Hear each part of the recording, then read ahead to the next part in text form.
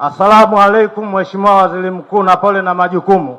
Asante sana. Alaikum salam. Mimi kwa jina langu ninaitwa Hamidu Saidi Hussein Kabila, ni Msambaa kutoka Tanga Lushoto. Hivi nimeingia usiku wa leo nilivyopata taarifa umekuja, kwa sababu nina mambo yananitia uchungu sana rohoni mwangu. Mimi nina jengo langu hapa Mchikichini lilibodondoka likazama na tofali zangu zikazama. Mmepimiwa na namba valuation number mmepewa, lakini kila nikifika TAMISEMI nakatishwa tamaa mpaka nafsi yangu inaenda sehemu ambayo sielewi. Hata familia yangu mkieleza nina haki ninadai pale, inaniambia wewe unatuongopea. Ni haki gani ambayo unaidai kila mwaka? Sisi tunaumia. Hata wanangu ninashindwa kuwafundisha. Kila nikienda kwa mwenyekiti wa serikali ya mtaa ananiambia bado hatujaletewa majibu ya haki zenu. Na vipande vyangu viwili, kimoja wamenipa namba, wameshindwa kunipiga picha kwa sababu wamenipa namba tu. Lakini ninavyoshangaa mpaka muda huu sijapewa hata shilingi 10. Jengo langu limezama, tofali zimezama, mmeuza mapiasi yangu kule Luchoto. Mpaka leo hii akili inanihama, ninatoka kwenye system ya ujana ninaingia kwenye uzee.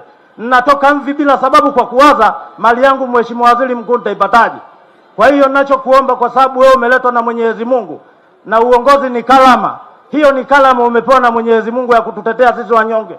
Vijana kama sisi tunavyosikitika, tunapotezewa dira, hata nchi yetu tuione ni mbaya, kumbe wao ndio wabaya, lakini nchi yetu hatutaiona ni mbaya. Tutapambana nayo na hawa tutazidi kuwashtaki kwenu, kwa sababu si watu wazuri, wanataka kutupotezea dira. Sisi vijana ambao ndio taifa la kesho, hata familia zinatushinda. Tunadai kila siku wale zetu hapo hatupewi. Ukifika pale maneno matupu. Ukienda pale TAMISEMI wanakunywa supu, basi hawana hata mpango wa kusikiliza maelezo yako. Wanaangalia supu wanazokunywa. Yaani sijajua hao jamaa wamepewa ishara gani na Mungu. Mheshimiwa Waziri Mkuu, tunakuombea dua sana, tena sana. Kwenye mikutano unaoifanya mimi ninakuangalia sana. Haki unazozitenda, Mwenyezi Mungu akubariki pamoja na ukoo wako. Na tunakuomba hata familia yako iige mfumo wako, isiige mfumo wa watu ambao wanatudhulumu. Hawa Mheshimiwa Waziri Mkuu, watu hawa usiwakubali maeneo yao, baadhi yao viongozi ambao wako pale wako chini yako. Wengine wanakuongopea afu hawafanyi vitu vya msingi mpaka tunaumia sisi. Mimi huu sio mwili wangu kwa kuwaza mali yangu mpaka ninapagawa. Yani ingekuwa ninavuta bange ningevuta yani kwa kuwaza mfanyeje, lakini sivuti bangi, ninawaza mali yangu nitaipataje. Mheshimiwa Waziri Mkuu, mimi ninakuombea dua, namwombea Mheshimiwa Rais, Waziri Mkuu pamoja na wewe. Na kuomba sana Mheshimiwa Waziri Mkuu, hii kalama uliopewa na Mwenyezi Mungu ifanyie kazi, hata ukifa tuwe na uchungu wa kudumu kwako, na hata familia yako izaliwe kizazi kama wewe cha kujali wanyonge kama sisi, vijana kama sisi. Huu sio mwili wangu, ninawaza mali yangu. Mmepata tabu kuuza mapiasi mpaka jengo langu limezama pale na mmepimiwa, lakini hela sijapewa hadi leo. Kila nikifika ni utapeli mtupu. Mheshimiwa, salamu zangu ndio hizo. Ngoja, nani alikusikiliza? Unakumbuka kuna dada mmoja pale TAMISEMI, huyo amekuwa kama malaika. Hata juzi mimi nilienda kuuliza, dada, mimi ninataka haki yangu niijue. Ananiambia usituambie mambo ya viwanja hapa wala ardhi hapa, sisi ndio tuna uamuzi, mpaka mpaka tuseme kwamba mnapata au hampati. Mmeondoka pale mpaka ninapata kizunguzungu, nataka kudondoka kwenye gorofa kwa uchungu. Yaani huyo dada pale hafai kwenye ofisi ile.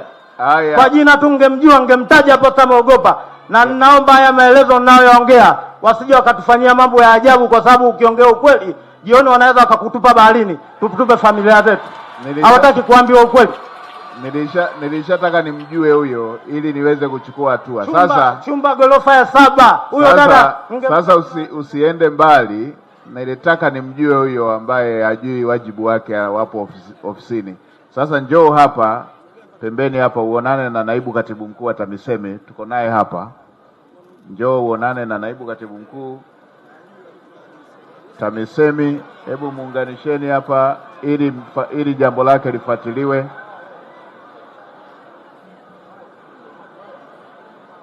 Naibu katibu mkuu, pata na mawasiliano yake, akutajie na hiyo ofisi, tujue huyo mtu ambaye anashindwa kutoa huduma. Wewe tumjue huyo ni nani.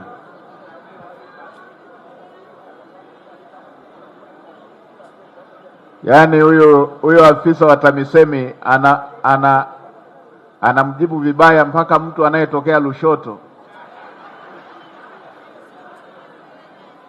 ambako mbunge wa Lushoto ni waziri wa TAMISEMI.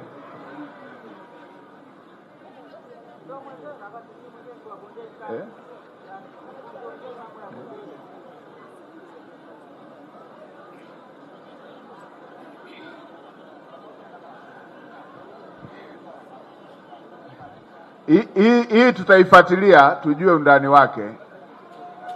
Tutaifuatilia tujue undani wake. Tunataka watu wasisumbuke kufuatilia jambo lile lile. Mtu akishaacha taarifa za jambo lake, kama halijaiva anapewa taarifa bado halijaiva. Siku limeiva anaambiwa njoo, jambo lako liko tayari. Ndio. Kwa hiyo ngoja tupate undani wake ili tuweze kuifuatilia. Wasaidizi wangu, mnichukulie na namba yake ya simu huyo ndugu yangu huyo.